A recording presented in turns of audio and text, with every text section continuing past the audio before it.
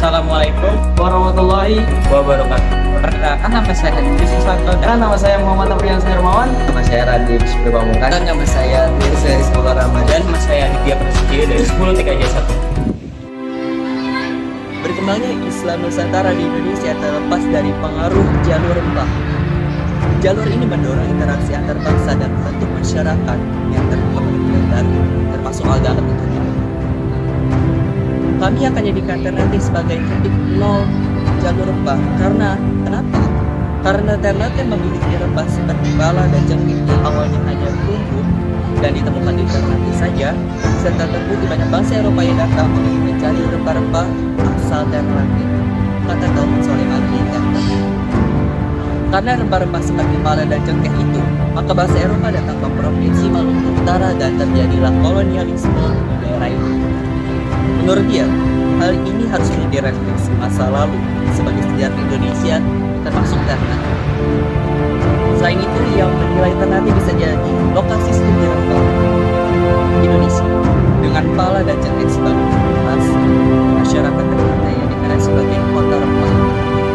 Apalagi yang mengatakan cengkeh adalah salah satu rempah Raja Nusantara yang terbukti telah berjalan jauh hingga ditemukan di belahan dunia lain ribuan kilometer dari sini.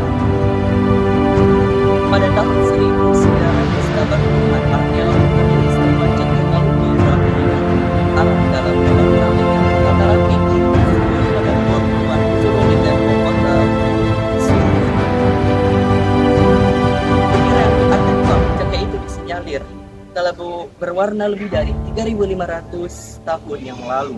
Ini adalah temuan penting dalam sejarah rempah dunia, melengkapi temuan lainnya bahwa rempah Nusantara telah ditemukan di Mesir sebagai jenazah raja-raja sejak 3.000 tahun sebelum Masehi. Perjalanan yang ditempuh melalui cengkeh hingga sampai di Jazirah Arab, Afrika, dan Eropa. Sampai saat ini belum ada yang bisa mengungkapkan dengan jelas. Sumber Yunani pada awal abad Masehi, dokumen yang memberikan deskripsi spesifik tentang rute perdagangan Samudra Hindia, menunjukkan dengan jelas bahwa Nusantara terlibat dalam hubungan dagang antara India dan Romawi. Sementara itu, Dirjen Kementerian Pendidikan Kebudayaan Riset dan Teknologi, Hilman Farid, mengatakan Ternate dan Tidore seolah menjadi satu kata yang tak dapat terpisahkan.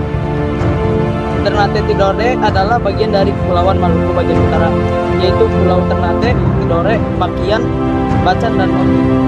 Jika melihat bukti sejarah, Ternate dan juga Tidore adalah bagian dari Kepulauan Maluku bagian utara yang oleh para pedagang Arab pulau itu diberi nama Jazirah Al-Muluk.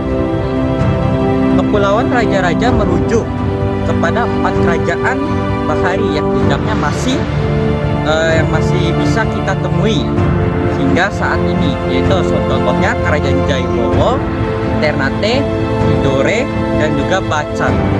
Wilayah tersebut digadang sebagai taman federasi yang penuh misteri, di mana pedagang Arab dan Tiongkok selama berabad-abad sengaja merahasiakan keberadaan hingga maskapai dagang Eropa berhasil membuka tabir rempah misteri Nusantara pada abad 16 Masehi sampai dengan abad 17 Masehi. Cengkeh dan pala hanya dapat ditemukan di Kepulauan Maluku bagian utara dan Banda. Sebagai masyarakat bahari, orang-orang Ternate dan Tidore sangat akrab dengan lautan. Laut bukanlah perpisahan bagi pulau-pulau mereka, tapi justru pemersatu. Bagi masyarakat yang beragam, Langpingi memori penuh kejayaan rempah Nusantara yang pernah menurunkan nama Maluku dalam kancah perdagangan dunia, ujarnya. Terima kasih.